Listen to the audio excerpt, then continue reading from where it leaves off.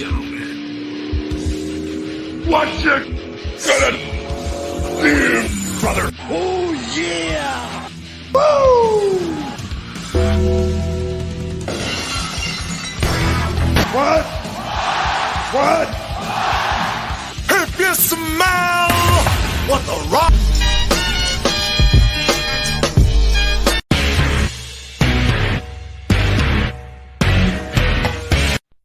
You got the wrong guy. I'm the dude, man. Welcome to another edition of Around the Turnbuckle. My name is the Big Alboski. We also have Professor Keith, as always, and we have Kyle back from last week. And tonight, boys and girls, we have the Prince of Purgatory, the Destroyer, Prince Shongo. How you doing, man? I'm doing fantastic. How are you guys doing? Oh, man, we are excellent. Keith, how you doing tonight? I'm doing good. How about you, Kyle? How you doing? Had better. Everybody can't be good. That is lovely. Yeah, you got to break the chain. All right, we're off and running. Guys, you guys are watching us. Live. Send us some comments. Send us some messages. Send us some love. Send us some questions for Mr. Shongo. Anything you want is on the table, and we're off and running. Let me tell you one thing first. That little ticker you see at the bottom of your screen is if you like our podcast, please subscribe. Go to YouTube, subscribe to our channel. Go to my Around the Turnbuckle page, like the page, join my group. We talk about wrestling on there every day. I put posts up there about wrestling every day. For my Clock Watch people, we have Clock Watch. Tomorrow night at 9 o'clock, we have Power P at 9 o'clock on Monday, and we have another episode of Clock Watch on Tuesday at 9. And don't forget, Spitting with Spitter on Wednesday at noon. With that out of the way, my first question to you, sir, is when you were growing up, who were your influences? Who did you like? Who did you watch? When did you start getting into wrestling? And how did that translate into a wrestling career? I grew up around wrestling. My uncles used to go, and they had an old news station back home. They used to go and tear down the ring and set up, and they've reffed a couple of matches. I'm born and raised in Pensacola, Florida, so the area is saturated with wrestling. Growing up, I mean, there were guys like the Great Muta, Jushin Thunder Liger, guys like Mick Foley, Terry Funk, of course, The Undertaker, you have the Triple H's, you have the Shawn Michaels, you have Razor Ramon, you have Mr. Perfect, I've always been wrestling. To me, I feel like wrestling is in my blood. Wrestling has always been a part of my life and will always be a part of my life. That's excellent. Every person that we've had on so far, and Keith can attest to this, has had extreme passion for this business, man. I mean, they love it so much. They're not necessarily in it to get rich and famous, but if that happens, hey, that's great. That's a side effect. That's a bonus. Right. But you guys do it for the love of the game, and that's what we've learned in meeting and talking to all the independent wrestlers on the scene. Right. It's fabulous and fantastic, man, and I can't wait to see you guys in action live. Coming up September 5th, the CCW show in Marysville. Right. Well, I can't wait. So, Keith, you got a question ready for Mr. Shongo so I can stop talking? Yeah. So, I mean, obviously, the gimmick. How do you come up with that? What kind of inspires you to say, okay, let me come up with the scary mask. Let me come up with the music, the presentation. What made you decide this is the character, this is the gimmick, this is what I need to go with to be successful? Well, this is something I've been working on for, I would say, years. I'm a big horror movie buff. I love horror movies. As you can tell from the gimmick, something that just kind of coincide. And, it's the most fun I could. It's fun. I love doing it. It's something that when I was thinking, when I got up here, when I moved up here to Pennsylvania, it was something that it was kind of sitting in the back of my head. and we made it come to life, and here I am. That's wonderful. I'm a big horror movie guy myself. Horror movies, scary stories, Oh yeah. folklore and stuff like that. It's I great. was freaked out, and that's kind of one of the things with the gimmick. If you're not terrified, if you don't move, if you're not like whoa, what is that? I'm not doing my job right, and I seem to be doing my job pretty well. Where are you from originally, man? Pensacola, Florida. Pensacola, Florida. We got some Floridians in the Clockwatch family, right? Oh yeah. Shout out to Lady E. You know what I mean? Trigger, he's from Florida. Trigger's from the Tampa area, I believe. Yes. Kyle, you have a question for my man. I'm going to put him on the spot. Uh-oh. I like talking shit. I like talking trash. I like elevating people's games. So who is, in your career, the one wrestler you had a match with that had no business being in the ring, and it was the worst match you ever had? Oh. I don't know if we got enough time for the name. So many choices. I would say the worst. I would say the worst match I've ever had. Oh damn! Not at the fault of your own, but at the fault of this. Oh no, it wouldn't be a fault of my own. I would, I was like, oh. Well, you could say, well, my first match was awful because the timing wasn't there. I mean, somebody that was just that much trash had no business being in the ring. Call him out. Kid named Lumberjack.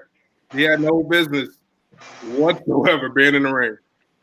And what was crazy is I kind of trained with the kid, and we went over a match, and there's a thing in wrestling called receipts, and he learned.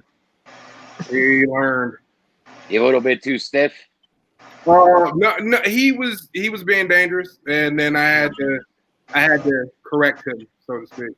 You have to protect yourself out there. You're giving somebody your body, and if they're not going to respect that, then yeah.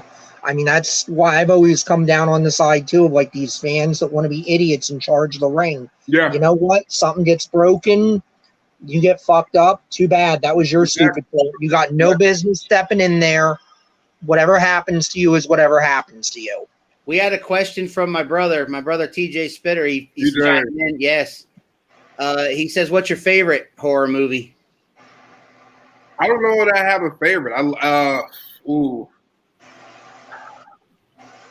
Favorite horror movie. See that kind of.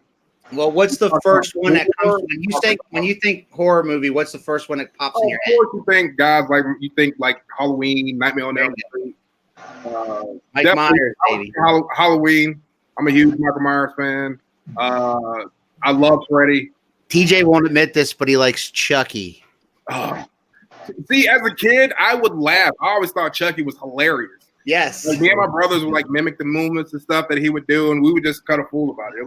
It was funny. Back in the day, I was a Freddy Krueger guy. I got really. Right. I know they got silly towards the end, but I the first like 3 or 4, I was big into Freddy. Mm-hmm. Now the 4th was where the silly started. Oh right. Where he started picking up chicks and putting them in the TV. Yeah, he's almost like the hero at that point. Right. Welcome to prime time, bitch. You know what I mean? Exactly. The one you want to suck face, and the chick with asthma, and he like sucked all inside. I was like, yes, that was nice. We're some sick individuals watching that and going, yes, die, you must die. That's what happened after a while with all of them. It became like they're the hero, and you don't necessarily care about who they're killing. Yeah, I know, TJ. I know. It's all of love. That's what it is. All I love. Michael Myers. Yeah, TJ, Michael Myers. Right. Yeah. So, taking off of Kyle's question where he said who was your worst opponent, who would you say was your best opponent? Who was one that you'd have a match with every damn time if you had your way? Ooh, see, guys like Brian Horan, Chris Banks, Rob Noxious. Mr. Ping, Stephon Ramon. The one that really comes to mind is that really in my head that really sticks out was Chris Banks. And that was fun. When was the last time how many times did you wrestle him? I wrestled him twice. And when was the last time? Last year at Okay. RWF. Yeah, I've been watching your matches all day. That's what I do when I have a guest on, man. I binge watch as many as I can get in, man. And what's funny is not all of them are up, but yeah, as many as I could dig up. Believe me, I got evil ways. Oh, that's good. That's good. So you got to see the sickness up close and personal. Oh yes, yes, yes. And the guy that leads you down to the ring, do you still have that guy? Victor, yes. Victor, yeah. So he still leads you down to the ring with with the fire and all that stuff? Oh, yeah. Oh, yeah. Okay.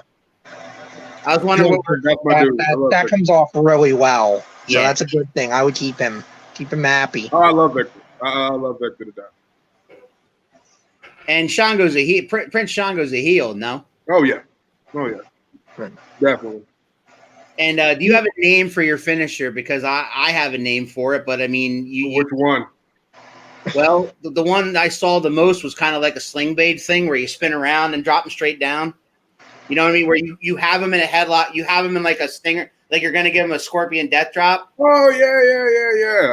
You do a spin and you drop him straight down. Yeah. It's almost like a sling blade. I haven't used that one in years. The name of that one was Singer God. Okay. Yeah.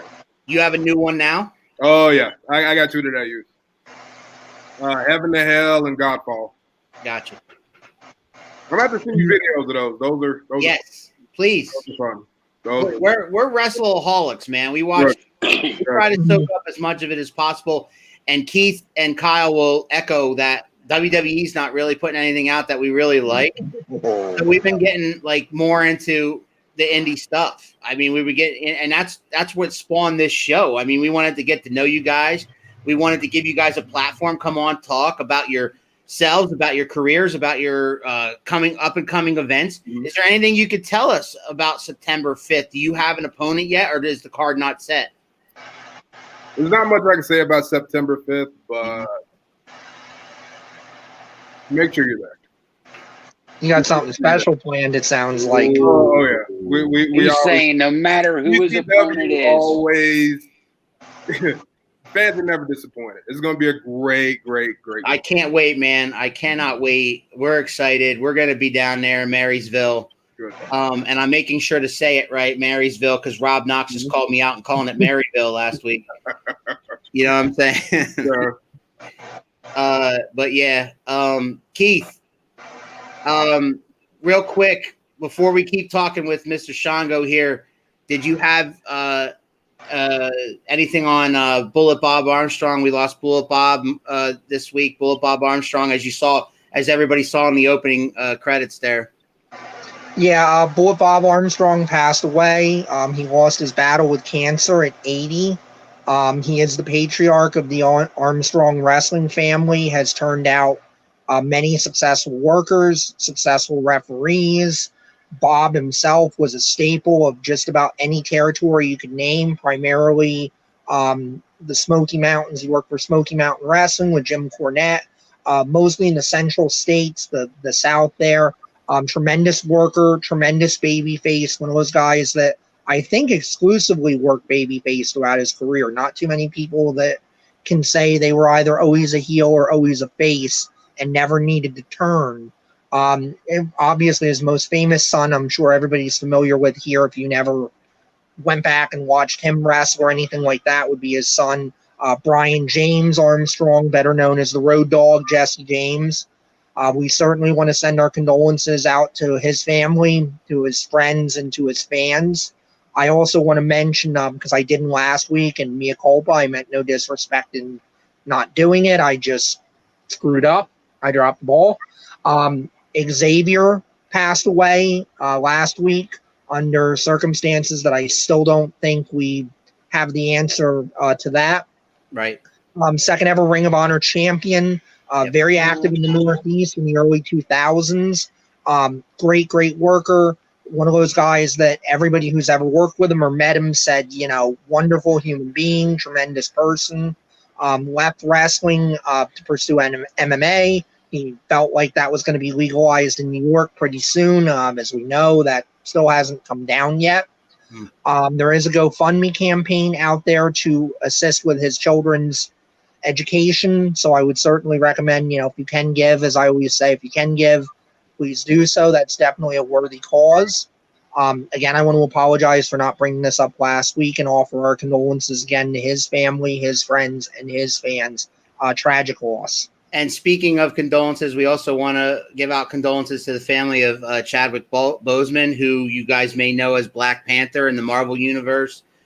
Died of colon cancer at the age of 43, which hits me hard because I'm 44, and he was born the same year I was. And a tremendous actor, wonderful actor. Yep. He did a lot more than just Black Panther. If anybody hasn't seen him in anything else besides Black Panther, I recommend you look up his IMDb. He has a laundry list of great movies that he did.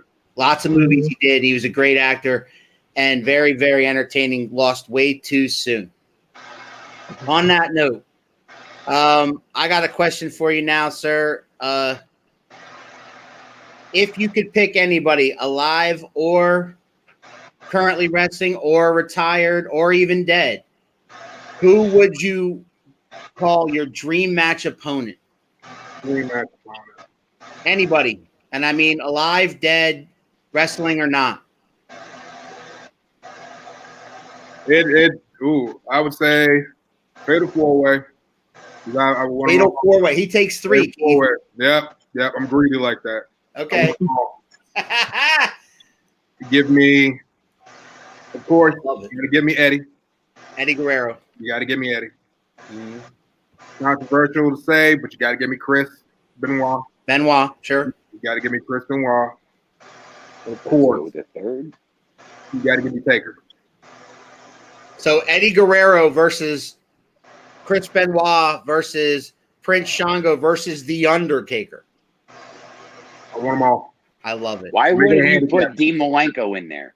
Well, if you're going to go with Eddie Guerrero and Chris Benoit, why wouldn't you put Dean Malenko in there? Because Eddie was better than Dean. But Dean was great. Dean was great. In ring or the total package? I think one at a time. I think those three in a Fatal 4-Way match would be a lot more entertaining than adding the Undertaker in. You know what I mean? Their skill set. Really? I'm just saying their skill set, their size, their movability. Like, don't get me wrong, the Undertaker's awesome. But if you're gonna put Benoit and Guerrero, I always put them with Dean Malenko because they all fed great off of each other. True, but I understand why he'd want the Undertaker though. Yeah, but at the same time, if I'm going to put those it's a two, battle for supremacy. Like, yes. If you choose one or the other, then okay, then mix it up. Right. Yeah. You know. And Tiffany chimes in, but what do you think is the best Undertaker WrestleMania match, Prince Shongo? Because everybody in this room we've already heard their opinions on that. Best Taker match. Best Taker WrestleMania match, in my opinion. Yes. Ooh. Hell in a Cell. Hell in a Cell against Triple H. No, Hell in a Cell. Forward. That wasn't WrestleMania. Oh, WrestleMania. I'm sorry. Should have been. Right. Yeah, it should have been. I would definitely say the series that he had with Triple H was really good. The last the end of it, like the end of it era. Yeah, that one was really good. Pretty good. It was really, really good. Spitter says Chongo is my best friend. Dean was Billy Bob comes in with Dean was a technician, man of 1,000 holds. Yes, he was. Absolutely. I like. He also says I like him and Shawn Michaels. Yeah, I thought his match with Batista was underrated personally. Who, Batista? Batista. I walked into that with no expectations, and by the time they were done, I was like, "Holy shit, I'm sold on Batista now." I think that's a really underrated match. Mm-hmm. Yeah. Oh yeah. Taker and Batista, that was good. I think I stopped watching before that. Now, do you watch wrestling nowadays? I Frank? try to. I try to. Yeah. to. Try to in what form? Like, do you watch AEW? I try to watch. I would try to watch AEW. I try to watch Raw. I try to watch SmackDown. I try to stay somewhat relevant to what they got going on, especially with like WWE letting go of a lot of guys, and them showing up in places like AEW and Right. Impact and Ring of Honor and stuff like that. Well, the pandemic really kind of shook things up, right? I mean, they had to cut their roster in half. Yeah. And I mean, they're both trying. I mean, both companies, AEW and WWE, are really, they got their hands tied right now, and they can't have live events. They got to do what they got to do. But I really, before the pandemic, I really liked the Wednesday Night Wars that was building, between NXT and AEW. Yeah. And according to the ratings, that AEW was kicking their ass, for a while, for a while there. It started to go back and forth for a while. AEW was kind of taking the lead, but then there were weeks where AEW would NXT would outdo AEW by like 200,000 views. And trust me, I personally prefer NXT over AEW, but not the NXT that we're seeing now. You know what I mean? Right. The NXT that we've seen 2 years ago versus now. You know what I mean? Right. I really want AEW to succeed because it gives me something else besides WWE to watch on TV. Right. But going to these live events and getting to know you guys and stuff like that, man, it got me back into wrestling. This show got me back into wrestling. Same thing with Professor Keith, I think. Yeah, Keith? Oh, yeah, to a large degree, because, I mean, I hate the product of Raw and SmackDown at this point. It's cookie cutter. It's the same. Nobody stands out. The WWE machine of just making guys work a certain style, a certain way. And I know it's not just WWE. Some of it is just people have developed, I have to dive in every match if I can dive. I have to do this. I have to do. And it's like, no, you don't. That's one of the things I really liked watching you today is you're working that monster style. You're working that slower, come hit me, come hurt me, that sort of thing. It's slow, it's methodical. And I don't mean that in a bad way. I mean that in a good way. You're a big guy, you're out there. It works. But then you got guys like Luchasaurus over in AEW that I'm waiting for him to work that kind of style. And he's like, nope, I think I got to be a cruiserweight and I got to jump and I got to dive and I got to do all this. It's like, no, you're huge.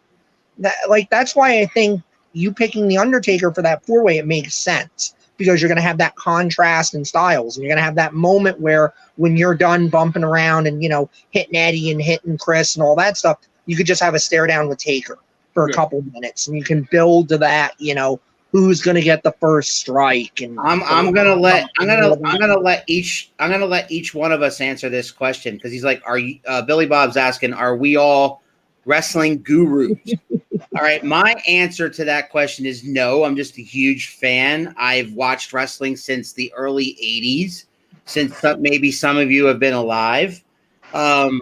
And I know as much as I know. I know that Professor, and he'll give his own answer, but my Professor is well read. He keeps up on everything. He is our resident Jim Cornette, so to speak. And Kyle, you can give your own answer to that, brother, because I know you've been out of touch with it for a while, but you do know enough about the business to really contribute. So, Keith, what's your answer to that question? Are you a wrestling guru? I would say, like you said, I'm a guy that I love it. I love the art form of it. I love the history of it. I love it when it's done well, and it aggravates the shit out of me when it's not. I mean, it is. It's reading the history. It's reading what people have wrote about it, historians, people's biographies. I subscribe to at least one news site. And I mean, yeah, I just love wrestling. I wouldn't say I'm a guru. I would say I'm a guy that pays more attention than the average person. And a lot of it's subjective too. A lot of it is opinion. At the end of the day, what I like is what I like. It just so happens that a lot of the time when I talk to people in the business or I talk to other people that are supposedly smart and all that stuff. They just happen to agree with me. Prince Shongo, you're not a guru, man. You're a wrestler. I'm a student. You're a student. Student of the game. Student of the game, baby. I'm a student of the game. I'm a sponge. Kyle, are you a guru? No, I stopped watching it. I ever since Vince killed off ECW and the writers took over instead of the athletes, I walked away. Gurus, in my opinion, you ask them who had the belt in 1992 on December 10th, and they'll spit that shit out right off the top of their head. I can't even tell you who was the champ in 92. Well, it was Ric Flair, but all right. So, so Hillbugs is asking Prince Shongo, what do you think is the most overdone move? Fucking super kicks. Yes. Super kick. God, yes. Keith loves that answer. Keith loves that answer. Oh my God. They're Fucking ruined. yeah. They're ruined at this Wasn't that point. a finisher? I believe Sweet Chin Music. Yeah. Yep. Everybody fucking does a super kick. Yes. I blame the Bucks. I blame the Bucks. Even before the Bucks, everybody was doing super kicks, but they really kind of drove that shit in the ground. And what's funny is they kind of made it a stick out of it. You know, they had that Super kick party and the super kick count and all of it. Like, oh yeah, super kick. We are with you 1,000% on that. That is one thing that turns me off about the Bucks. I mean, the Young Bucks are a great tag team. They can do a lot of things, but as far as being the best tag team in the business today, as they call themselves, they are far from that. No, far from that. No, far from that. No. I met them in person.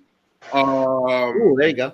About 6 or 7 years ago, Mm-hmm. and like I got a chance to kind of talk to them a little bit, and very nice guys. Very nice guys. They're just having fun. That's the good thing about it. I will say about them, they're just out there having fun. They're doing something that they love doing. They're out there having fun. But I even then watching the match because they were we were with TNA at the time when I saw them, and I was just sitting in the crowd like, oh, if they throw another fucking I swear to God, I'm coming over this rail. Billy Bob chimes in again. He said he thinks it's the Super Punch with the snake by Santino Marella. Yeah. Nah. You don't remember that with the Yeah, I know. Just like when the Cobra. Yeah, nah. No. Super kicks. He said most overdone. Most over. You're right. The question was most overdone. Yeah, and not stupidest. You hit it right. The dumbest finisher was that. Yeah, sure. Mm-hmm. Or Sweet Chin Music. Or the finger point of doom. The finger poke of doom. Yeah. I understood. I think that gets hammered a little too hard because Kevin Nash has explained it since that it was a booking idea to get a heel machine together for Goldberg to run through, and then because Goldberg was a mark and believed his own shit, puts his fist through a window and cuts his arm up, and there goes 6 months of booking. My criticism then would be, well, you have this gigantic heel machine in the recombined NWO. Why was nobody except for Goldberg going to get anything out of that? Because to me, company at the time, so. And I do understand that, but I feel like you've got mid-carders in there. You've got guys in there that, Goldberg obviously has to thrash the smaller time guys, the mid-carders to get to your Hogans and whatnot. But, I mean, why wouldn't there be a plan for, okay, Buff Bagwell is going to get in a fight with crap. Now I have to remember people that were in WCW at the time because it seemed like almost everybody was in the NWO. Why can't Buff Bagwell get in a feud with somebody? What's Scott Steiner going to do after, Goldberg goes through him? That was my criticism of that is we had this massive bit of booking for your top guy, which you have to have, but there's nothing underneath. And once he goes out, that's the end of that. And I think that's why everybody looks at the finger poke of doom and goes, oh, that's the end of WCW. But there's a lot of too many people saying one thing killed WCW. It's no, WCW was a death of 1,000 cuts. Yeah. They did a lot of things. WCW, even watching as a kid, I noticed that they buried a lot of their talent. Mm-hmm. They buried a lot of their talent. And, absolutely. Look at what happened when you let some of the guys who were kind of roadblocking him out of the way. You had guys like Booker T, who they use as a mid carder. Booker T is a Hall of Fame. You know, he was one of the greatest five-time champion. He's a Hall of Famer. You had guys like Chris Benoit. You had guys like Eddie Guerrero. Dean Malenko. Chris Jericho. They were all in WCW. DDP. DDP. These guys were all mid cards. Steve Austin. Yep. Mm-hmm. You know, they didn't. It's something that They had a guy named Mean Mark Callis. Yeah, they did. Whatever happened to him? Yeah, I know. I think Ole Anderson was right when he told him he was never going to draw a dime because he just Not a dime. He did say that to him. He said, He did, Yeah. yes. Crazy. Now, he was right. He was right. He was. Ole never got anything wrong. All right, we're getting hey guys, I hate to interrupt, but we're getting an awful lot of feedback directed towards my boy Kyle down there. That's just your buddy. No, not just him, man. I got this one too. Kyle's Yes, it finisher. is. Yes. That was my finisher as a kid, wrestling around with The the kids fucked up in the turtle. neighborhood. The fucked up turtle. That sounds like a sex position. It does, doesn't it? It was a submission hold. Yeah. Sex position. Gotcha. No, Yeah. I didn't climb on top. Why would you? You're a fucked up turtle. You all right, definitely on the look. bottom. No. Yeah, but AJ, Pretty go much. ahead. I gotta explain this because Go now ahead, you're go ahead. like your mind's going. Go ahead. You're laying flat on your stomach, okay? Okay. So then I cross your legs over into like the figure four and I hook your top ankle in my elbow. Okay. Now I got my shoulders across the swell of your back and I reach up and I grab your chin and just kind of flex together. Yes. So you're kind of like my turtle shell. I'm a turtle on its back and you're the shell. So like some sort of It'd be like the bow and arrow, Yeah, but bow and instead of arrow. my knees, Yeah. my shoulders on your back and you're on the canvas instead of me. I heard if you pay like a chick $100 for that, you know, she can make the same thing happen. $250, I already found out. Oh, I love you, man. I love you. Amazing. All right. One She up. uses her tongue. AJ says DDP is overrated. You guys have a rebuttal for that? No, I think he was that's underrated. insanity. That is, Yeah. I'm with you. That's absolute insanity. That man, that is one of the hardest working people in the wrestling that's ever been in the wrestling industry. Like, And nowadays, man, he's changing lives and the DDP yoga thing, and helping guys out like Jake the Snake and Scott Hall. He saved their lives. They say it. Awesome. He absolutely saved their lives. You know what, though? Phenomenal. I'll agree with AJ on one thing. If you just watch the beginning of DDP's career and don't dig into him as a human, I can see you coming up with that. But All right. once you start looking at everything that he's done and the fact that he was very selfish, you wanted him to drop a match, he'd drop it. No questions asked. He didn't care who it was. He was a constant professional. And he started out really late in life. He worked double as hard as almost anybody else to get what he got. Yeah, I The know one people he's with- crap on him because, the friendship with Bischoff and the friendship with Bischoff helped give him the opportunity. But once he got the opportunity, that was all him. Bischoff didn't make him draw money. Bischoff didn't make him get over. Yeah, he had a lot of friends there that were willing to help him, but they didn't carry his ass. And he worked his ass they off. weren't the ones- Yes, he Yeah, did. exactly. He worked his ass off. I have a question here from Natalie who's chiming in. What is your favorite indie company to work for? Home, CCW. CCW. CCW. There's no other company like it. I got another question here from Vague 666, I guess. What does kayfabe mean to you? Kayfabe. What does kayfabe mean? It's protecting your gimmick. It's protecting it's protecting wrestling. You think he's asking that question because you're talking here today, and you told me that Prince Shongo doesn't talk. That character does not talk. He does not talk. No, he doesn't. So I mean, we're referring to him kind of like in the third person, like he's a part of. I can go get him.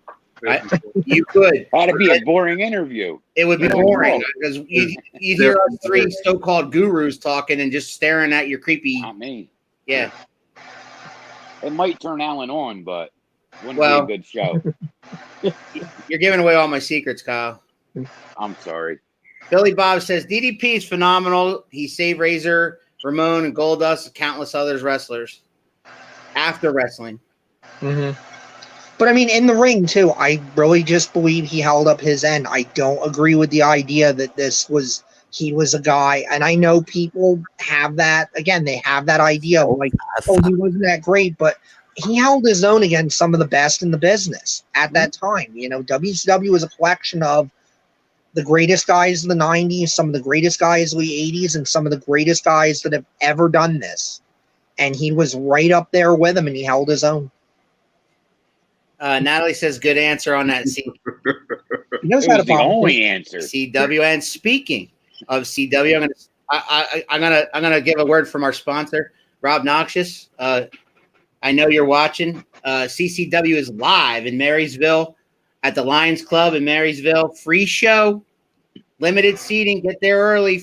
Saturday, September 5th. Doors open at 4. Bell time is 5. You will not be disappointed, people. You will not be. Our guy Prince Shongo is there among all your favorite stars of CCW, including the champion, I believe, BJ Walker. For now.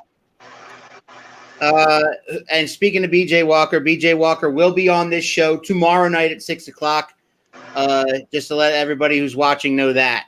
You want to hear the man speak about a week before he puts his title up? I got him tomorrow. That's great timing on my part, right, Keith? Yeah, that was a coup. TJ chimes in with I will be there. Yes, he will. No one said he wasn't a good dude. He's saying his DDP's wrestling wasn't great. That's a matter of opinion. Yeah. I think so, yeah. I think it depends on what you're looking for in wrestling. If you're looking for the guy that is the most technically proficient or does the most moves, that's not DDP. But his storytelling was very good, and that's how I look at it more than anything is, you know, can you tell a story in there? Yes. Like I was saying about, you know, Shongo, for instance. He knows what his gimmick is. He knows what that character is going to do, just like The Undertaker did. If it didn't make sense for The Undertaker to do it, just because Mark Calloway might have known how to do it, why would you do it? If it doesn't make sense for the gimmick, you don't do it. You tell the story out there. TJ Spitter says Rob Noxious is in the effing building because usually Rob forgets to click that StreamYard. Whoever this is right here, if it is you, Rob, saying sup, click the StreamYard. You're not an old hand at this, Rob. Come on, man. And if this isn't Rob, I apologize. Whoever this is, go in and click that StreamYard link and put your name in so we can know who this is. Don't be scared. Don't be afraid. Don't be afraid. Come at us. Come at us. Not yet, anyway. All right. So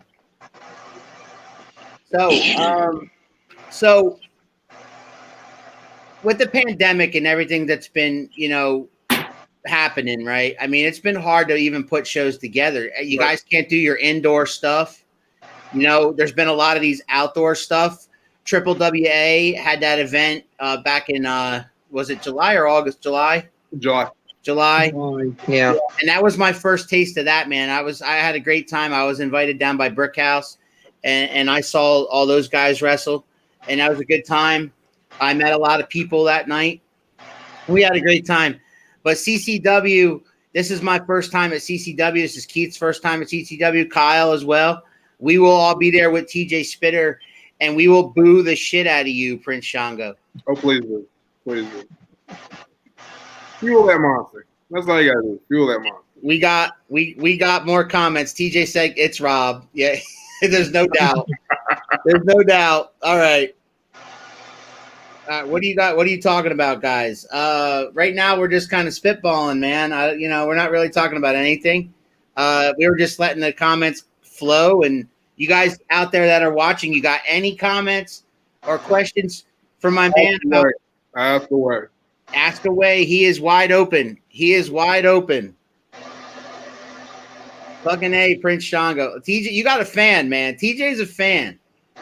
No, he said fuck a Prince Shongo, not fucking A. No, fucking A, Prince Shongo. I think he meant that. I'm pretty sure he meant that. I think he's like, fuck him. Oh, he said Sideshow Shongo. I think he's trying to light a fire, man. He thinks you're too. He has to realize, man, you're not. That part of you is not out right now. This is not that part of you. That part of you, that Prince Shongo part that comes from that deep dark place. I mean, listen. If these guys who are watching want to see Prince Shongo in action, look, I dare you to look up his matches, his entrance, because it creeps me out, and I can't wait to see it live. DJ, September 5th. Keep me in person. Ooh. That's it. That's all you got. There's your man, Rob Noxus. You know, on 3 count, I don't have to do all this extra shit. Because it's hard to click a button, Rob, right? It's hard to click a button. Come on. You know, if you looked at the post, if you actually read it, it tells you to click it before you start commenting. It actually tells you that. I have a bad feeling we're going to show up on Saturday and Rob's just going to be like, you're fine. Yeah. Alan, fuck home. Yeah. You know what's funny about that? Rob says TJ versus Shongo. Shongo wants it. Yeah. Listen. The funny part is TJ's a crazy bastard. He'll actually do it, man. He'll do it. He has zero wrestling ability, or he's never stepped foot, to my knowledge, in a wrestling ring. But, I mean, he's a basketball guy, but I don't know how that'll help him in the ring. I'll dribble him. Yeah. He's gonna hit him with the crossover. Oh my God. I'll make him a crossover. Shango, oh what? I'll see you in person. Oh, I'll see you in person. Good. Yo, Kyle, good. We got some smack talking, Kyle. I love it. I love it. Oh, I love it. Well, you got smack talking and smack typing. Oh, AJ, TJ's been hitting the gym. Watch out. Watch who you call out. Oh, yeah. He's been hitting the gym for 3 weeks, bro. I'm gonna give you my scare face. Hold on. Is that convincing enough? Did I do a good job? Did that work? No. Nope, but my hands are sharp. Mine are too. I love it. No, Rob's like, I think he would. Yes, we know he would. I've known the kid since he was in diapers. He would. Trust me. Mm-hmm. He would. Now I'm afraid. I'm suddenly afraid because we're going to be sitting next to TJ when you come out. Good. Keith, how do you feel about that?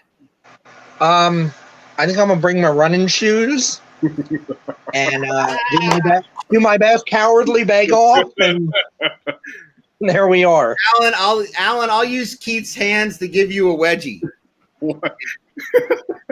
Wow. Some puppet action going on. Oh man, TJ's lost some weight. Yes, he has, and congratulations on that, brother. Absolutely. 13 pounds. That's I great. wish I had your willpower to lay off the McDonald's for a week. You know what I'm saying? Yes, congrats to that. Yes, Rob, you are right. Congrats, TJ, and keep it up. Nothing but love for Mr. Spitter. You know what I mean? He's my brother. All right, so this cat, I cannot wait to see this character live, man. I really can't. Like I said, I seen a lot of your matches today. I did a lot of binge watching of your matches today.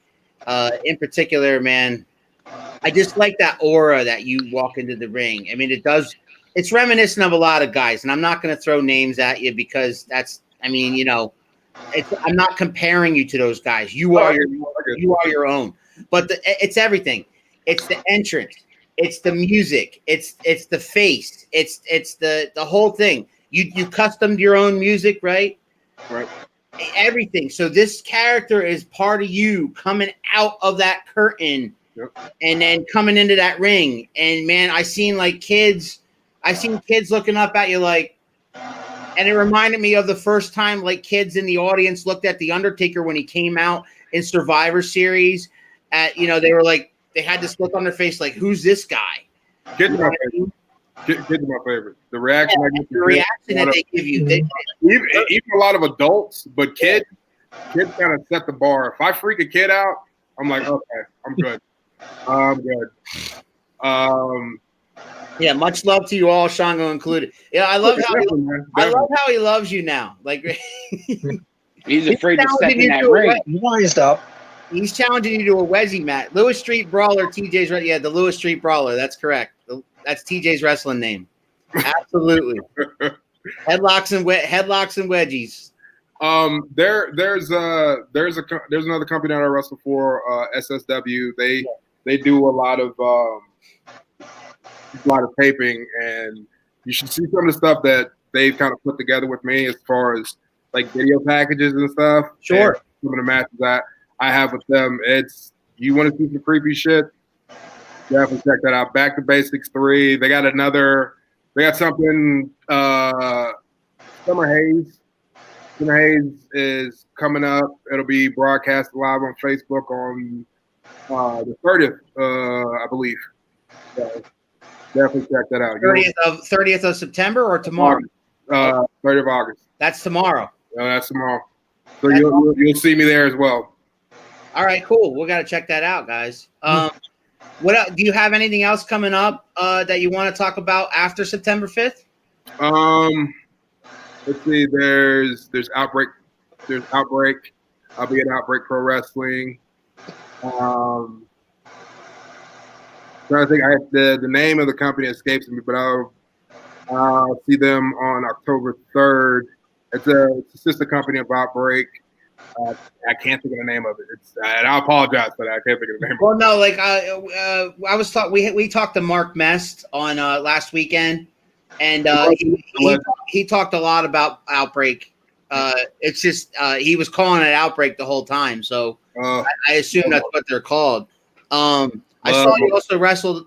You wrestled for a lot of other. You wrestled for Valor, and a lot of others. Did you ever have any? Thank you for reminding me of that. Valor, September the 28th, I believe. There you go. 28th. They're coming up. I'll be there as well. And where's that at? Downingtown or? Yep, that is in Downingtown. Okay. Thank you. Dude, what am I here for? You know what I'm saying? I appreciate you.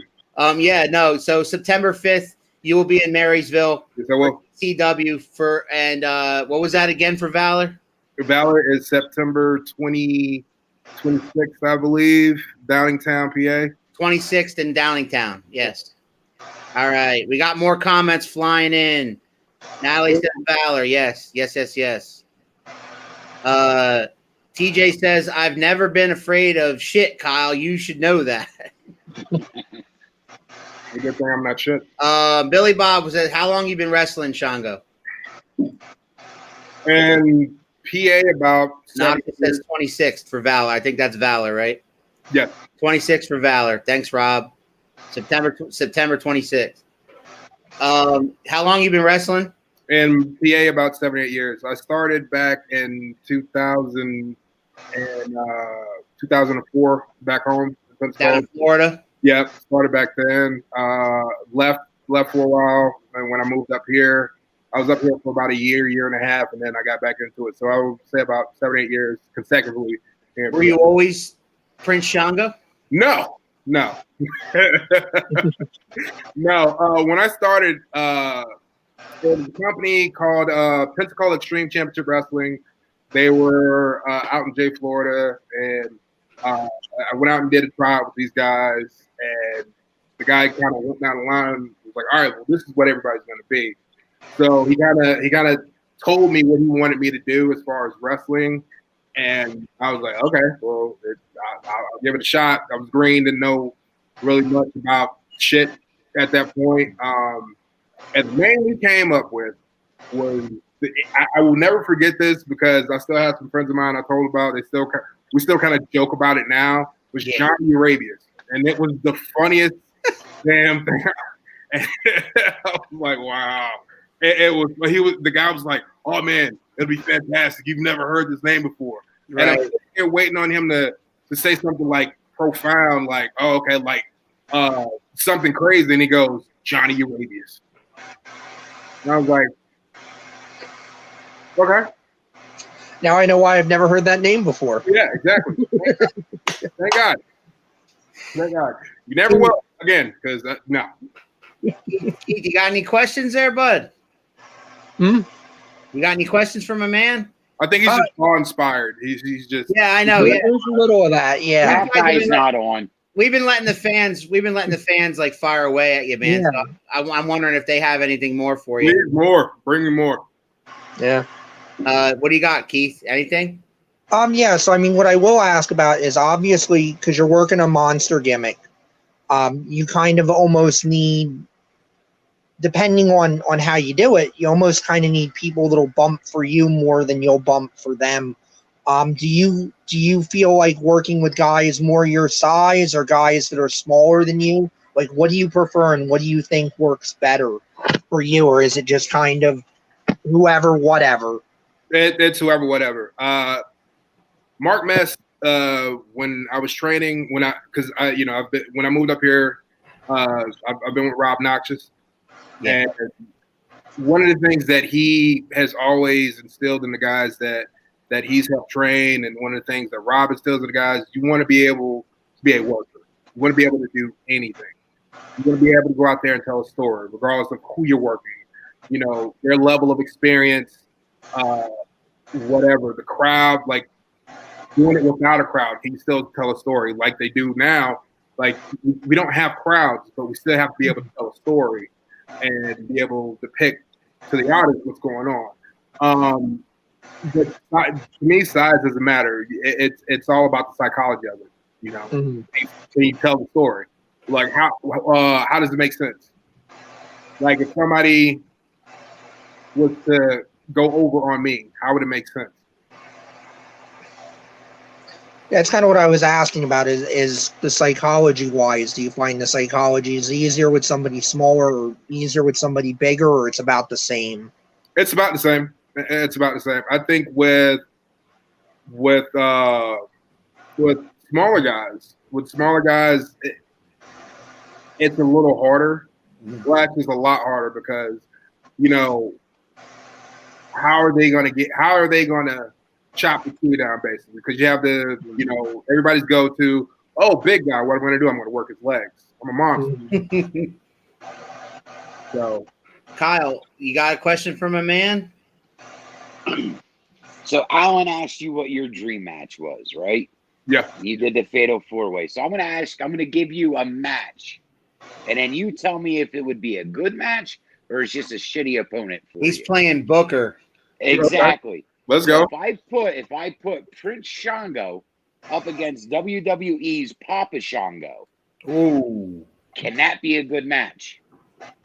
Yeah. It would be interesting. It would be Now, interesting. who's going to win, though? Come on. Really? You really got to ask that question? Papa Shango's 60 years old, bro. You really got to ask that question? No. No, Today. I'm talking in their prime. In his prime. Okay. So you got to get more enlightened on the match. Like, yeah, I think it'd be a good match. We could do it here. We could do it there. We could have a nightmare match because you're kind of like a horror person. He was, the fucking clock and the voodoo. Yeah, we could do it in the cemetery. That'd be great. Like, Boneyard. Not even bone, like straight cemetery. Yeah. Straight cemetery. Yeah, we'd have fun. Now, Alan, if you want to pick an opponent for him, which one would it be? And don't go with Macho Man. You already put that. I know. These guys know, Shongo, these guys know I'm a Macho Man guy. I'm a Macho Man guy, so I put everybody against Macho Man. And great storyteller. Sure, I would love for you to wrestle Macho Man. That'd be great. Oh, yeah. But as far as your character goes, I would like to see you in a match with another certain monster named Kane. I think that would be fun. That'd be fun. And the Hellfire match. And for extra fun, it could be anything that Kane was into. Maybe an Inferno match. Yeah. Maybe a Buried Alive. Yeah. Buried Alive. Buried Alive, basically, where you beat the shit out of each other until one of you falls into the damn hole. I would enjoy that. I think that'd be a lot of fun. Hey, Kyle, you want to throw that question to the Professor? Yeah, let's see what Keith's take is. Yeah, so I mean, you mentioned a lot of the good ones. I think you could have a good match with Mankind too, don't you? Mankind gimmick or Mick Foley. Yeah. Mick Foley. Yeah. That would be a dream come true for me as well. I've loved Mick Foley for a very long time. I've loved his work. He is an amazing person. I've met him in person a couple times. He sees it, man. If he is what he is, yeah, he's awesome. I was quick little segue here. When I was 16 years old, I worked at a store in Pensacola called Albertsons, and I was bagging groceries, and everybody knew that I was a huge Mick Foley fan. Yeah, I would walk around, doing the bang bang and yes. Kind of doing the mankind thing. And so I'm bagging groceries, and the cashier kind of turns his head. He has a big shit-eating grin on his face, and I'm like, okay. So I'm still bagging groceries, and he just taps me on the shoulder. I'm like, dude, what? I was like, I gotta get these done. He still tapped me on the shoulder. He's like, dude, what? You gotta get these done. He grabs my head and he turns it, and it's fucking Mick Foley. Wow. And 16 years old, I'm like, Nice. And so I'm sitting up there. I'm just like, at this time, nothing's going in the bag. It's all going on the floor. Yes. And the lady goes, excuse me. I was like, oh, I'm sorry. The guy, he was like, hey, can you guys switch? So I went and I was like, I'm bagging his groceries, looking at him, and I'm trying to say something. Words are not coming out. And I'm sitting here looking at this guy, and he goes, hey. I go, I love this. And he just cracks up. And so I walk him out to his car, and I just start rambling off all these questions. And he's laughing. So, and I felt bad at the time because we sat out there and talked for a good 45 minutes while I was at work. Wow. Meat's getting cold. Like, I'm just sitting here, like, asking so many things. Like, I'm a huge fan. You're one of my inspirations. I'm just rallying off all the stuff to this guy. Wow. And did not once seem annoyed. Did not want. Awesome. Yeah, he's so great. Fantastic individual. By the way, was the last thing that you said to him, "Have a nice day"? Yeah. Yeah. You did, was it? No. What I did was I was like, "Can you do it?" He was like, "Can you do it?" And he goes, "Have a nice day." And I was like, "Oh yeah, that's cool." He's like, "Here in Albertsons in Pensacola, Florida, he does that." I'm like, "That's awesome." So Tiffany chimed in with, "I'd like to see Shongo versus Bray Wyatt." So would I. Yeah. So would I. Would you like to take on the Fiend? Give me the Fiend. Or give me the Bray Fiend. Wyatt? It has to be the Fiend, right? Give me the Fiend. I guess. Give me the Fiend. Yes. I've said I'm not a fan of the whole letting him wrestle in the Mr. Rogers persona. No. Let that be for the promos, and the Fiend is. I like the Firefly Funhouse, though. I like it. I like the promos. I love the promos. Him wrestling as just regular old, like he said, the regular old. Hey, everybody. Yeah, no, that doesn't work. But doing the promos, it's even more creepier that he's trying to be a normal person and waving and saying hi to the kids. I don't, that guy shouldn't be saying hi to kids or playing with puppets like the kind of puppets he has. Oh my God. Yeah. The whole thing is creepy. It grew on me. In the beginning, I loved it from the beginning. In the beginning, I was like, "What the heck is it?" And my son liked it to an extent, and some of my friends liked it to an extent, but it kind of grew on me. I get it now. I get it. Right. It was when it first started. Before he revealed the whole Fiend aspect of it, I was like, "Oh, something big coming." There's no way it's just gonna be this. Something big coming. And then when he does would you like to see what I've been working on? And he does. Kyle ask a question? Yes, he did. No? Are you watching the show? You got something, Kyle? What do you got, buddy? Whoever Facebook user is, like, are you even watching the show? Like, right? Because we know it's not Rob Noxious, but whoever this is, you got to click that SteamYard link before you comment, so we know who you are. I should be freaking Todd. Yes. There you go. Meathead. It would be Facebook user all night. All right. So if that was Todd, if you're watching, watch the replay. Kyle did ask some questions. And that question. Good question. That dream match question was awesome, where you went around the room and said who we thought he should take on. That was great. That was absolutely great. My brother chimed in, right, with, I believe it was back here a little bit. I can't see it right now. Broski, we need a Macho Man impression. Yeah. We had, JT Cage, right? Yeah. And so me and JT Cage kind of went back and forth when I interviewed him. And so I sent him a video of myself in my best Macho Man Randy Savage shooting a promo to take that if Macho Man were ever to take on JT Cage, how that would go. And JT Cage was supposed to respond, but he never has. He never came back with a rebuttal. He came back on the show, and I asked him about it again, and he's like, "Oh, I was busy doing charity work, community service." Yeah, community service. That's what Kyle came up with. Community service. He kind of flew off the rails from there, man. But hey, Kyle, AJ's back up there. He says, "Take it easy, take it easy." Oh, I'm easy. Yeah, we know. All right, man. I gotta hear this impression. I gotta hear this impression. Like, you want to hear it? Yeah, I gotta hear the impression. Come on, I got. You started it. Let's go. Mhm. Oh, yeah, it's the Macho Man Randy Savage. I'm not exactly here, I'm there. Let me tell you something there, Prince Shongo. You think you got what it takes to go into the ring with the Macho Man Randy Savage? You don't got it. No, you don't got it at all, dig it? That's what I'm talking about, yeah, because the cream always rises to the top, yeah. And when you take on the Macho Man Randy Savage, I guarantee you would not survive. Oh, yeah. I like it. That's nice. I like it. Kyle, you got goosebumps. Tell me you didn't get goosebumps, Kyle. No. I'm just being honest. You're I'm right. looking. No, I'm good. Like that was a freckle.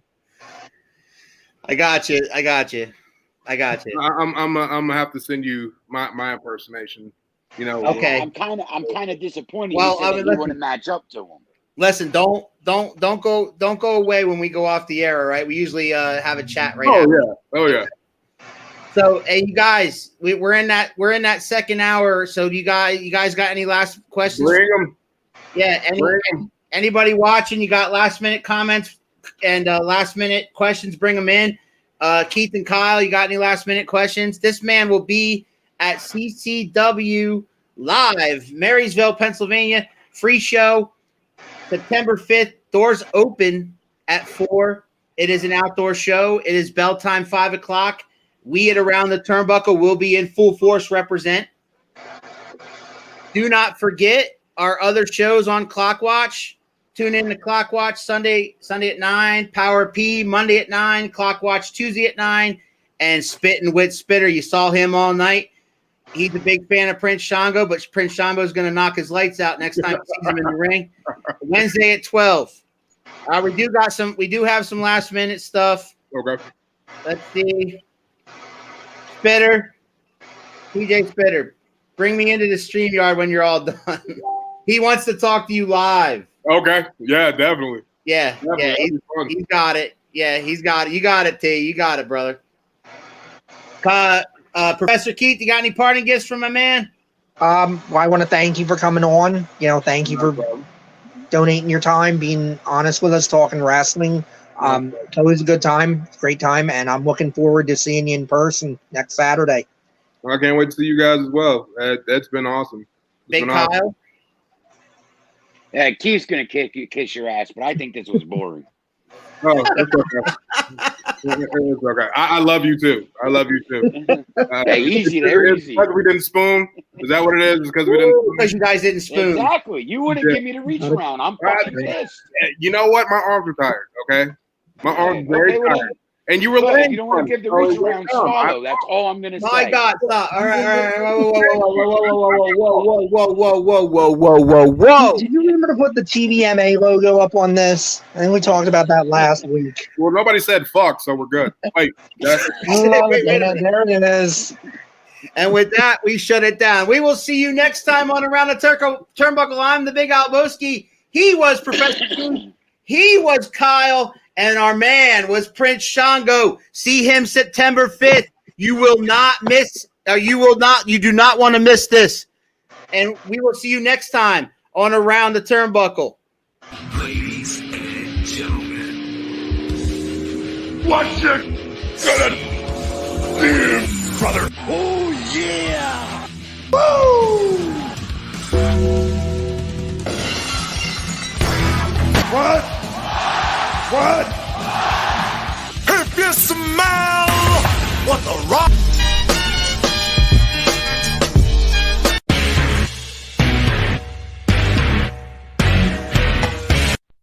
You got the wrong guy.